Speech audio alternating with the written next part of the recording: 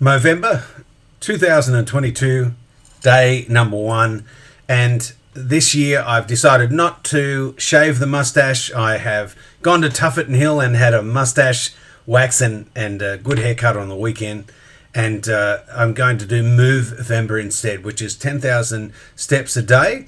And I'm also choosing to do the 0 to 5K running app, because I've been pretty stationary this year and I need to lose some weight and look at my sugar addiction. And so that's what I'm going to focus on for my men's health campaign this year. So as part of Steve Stokes Counselling and Consulting, though, I'm going to do a video every day for a tip or tool in recovery. And so for Movember day 1, what I've decided to look at is the 4 absolutes. And these came from the Oxford group through Christianity into the early Alcoholics Anonymous Fellowship, and is now held as one of the pillars of the All Addicts Anonymous Fellowship. So I'll read you their preamble and then go into a brief description. The 4 absolutes are a time-tested moral and ethical code of the All Addicts Anonymous program. Used in the Oxford group and in the pioneering years of Alcoholics Anonymous, these life-saving principles, in one form or another, have actually been the foundation of the moral and spiritual life of humankind in all ages and in all civilizations.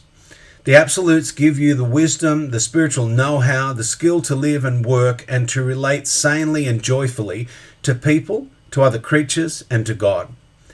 They can teach you to recognize and obey that which is real and right and good and true, above and beyond the sick and insufficient wants and dreams compatible with addictive living.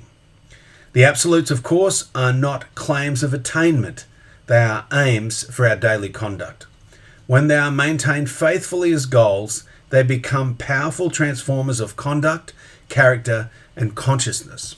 So I found a really good image that is on a website that looked at where do these come from in the big book of Alcoholics Anonymous, which was a book written by Bill Wilson and seen as very inspired writing. And the big book 3 times tests for self-will, getting people to sort of personally look within and ask, in regards to this bondage of self-will run riot, in the 3 areas, page 67, 84 and 86, where have we been selfish, dishonest, self-seeking, or frightened? So either running from dishonesty, resentment, selfishness, or fear.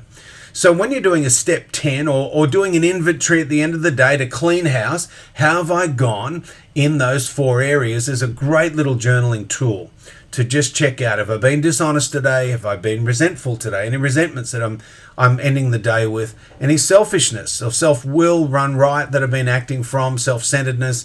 And have I been running on fear today? And so these aims, right, not attainments, but aims is, well, when I use my prayer life, can I, start to come from and aim at these 4 absolutes of absolute honesty, absolute purity, absolute unselfishness, and absolute love. So when it looks down at the bottom there, it's saying honest, well, it's the truth, not your truth. Purity is motive. Is your motive pure today? Unselfishness is helping others and yourself only. And love is joy and oneness versus separation and shrinking and avoidance. So that was just where it puts it all together. But let's just go through them one at a time. So absolute honesty. What we're looking for here is an unbending faithfulness to the truth. Now this can be hard for people. It's easier to lie than tell the truth. We know in recovery, though, that it is the how of the program is honesty to self, to others, and to God. And so this unbending commitment to the truth needs to be in thought, word, and action, to take that risk and reveal to others who we are. Now, Patrick Carnes, in his writing, says if you've come from developmental trauma, and especially a chaotic family system, a disengaged family system, we might have real difficulty sharing anything about ourselves and real difficulty asking for help. So this is a lot harder for a lot of people than it looks, to be able to be absolutely honest about what we think, about what we say, and about our actions, especially the actions of addicts in their compartmentalized lives. The next one is absolute purity. Now, this feels nearly impossible, but the areas that they're suggesting is purity of mind. So really be careful where I take my mind. I know in the 12-step world, they talk about if you're hanging out on your own, you're in bad company. You're hanging out with the last guy you acted out with. So purity of mind, purity of body, trying to look after our body, a purity of emotions. Now, this isn't that it's not okay to be sad. It's just that if I'm in my sadness, really feel it and embrace it. So we're trying to be in the honest and pure relationship with it. Purity of heart. Again, I know I love the work of John Eldridge. I'm sure I'll do something in Movember about his work and wild at heart and this idea that our heart is this wellspring for life. So, some of us, we can go through life and not know what's really on our heart or in our heart. And so taking a risk and starting to share that and to then, weed out and get rid of and certainly in the 12-step fellowships about asking for defects of character to be removed. We start to clean house and clean our heart.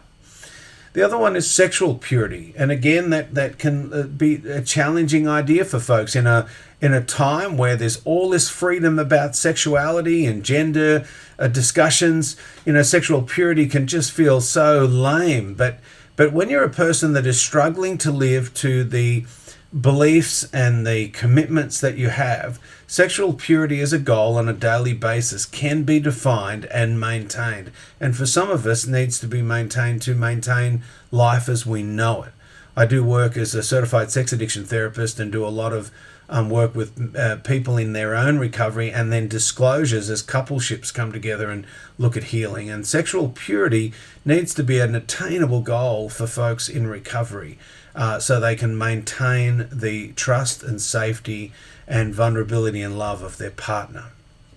The next one is absolute unselfishness. And again, in a world that really promotes putting yourself first, this is a lot harder than it looks. But we're seeking here what is right and true in every situation above what I want. Now that, again, is not really what you'll get in a lot of advertising and sales pitches, but that idea of self-care can be about selflessness. It's okay to take care of ourselves, but then are we of service to others? This idea that we clean house, trust God, serve others. Where are we being of service today? And I know that in this principle, a lot of the time, when you're in that isolation and fear, we want to withdraw and just get lost in loop thinking and this repetitive, obsessive thought, where sometimes being of service to others can take us out of ourselves in a really healthy way. The next one is absolute love. And I must say, sometimes this one is the one I find the hardest. On days I'm frustrated, I make mistakes, I'm in some self-loathing or self-disgust, and absolute love just seems impossible. But as a goal, I love it, and I like the fact in the All Addicts Anonymous, they say, look, we're not going to attain these, but we can head towards them. So loving God with all of our heart, that we, with all of our soul, all of your mind, and all of your strength, and to love your neighbor as yourself.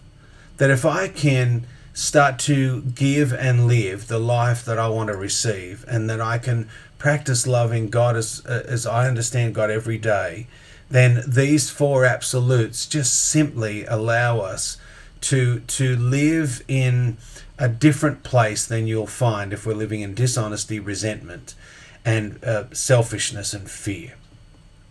So, more of that will be coming up, more videos on tools of recovery. I've put the QR code here because that seems to be the modern way to be able to take this QR code should be able to, you can pause the video and it'll take you to my Movember page. Anything that people can donate throughout this process, that would be fantastic. If not, donate to someone else that you know that's doing it. I like doing the donations because it goes to a good cause. But if you know someone else doing Movember, it's really nice when you see little bits of money trickle in and you know it's going to a good cause. The other thing is check out my page because I've got two events coming up. One with Robert Weiss. Dr. Rob is going to talk on sex addiction, betrayal, trauma, and recovery. And I've got a good event coming up with John Lee talking on his new book, Odd One Out. Wonderful elder talking about aging and and things that he's learnt that he needs to unlearn. It's going to be a great opportunity just to sit down and listen to somebody share their wisdom. So I hope you've enjoyed today's video. Please check in every day, and I look forward to seeing you tomorrow.